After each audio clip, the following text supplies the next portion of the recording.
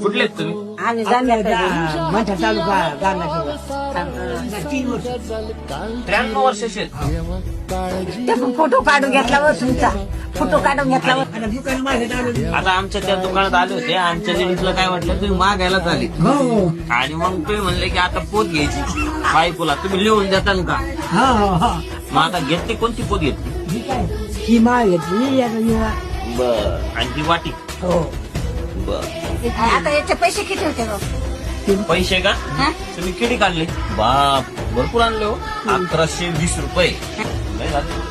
हे काय गप्प आहे पुन्हा पैसे अरे बाप.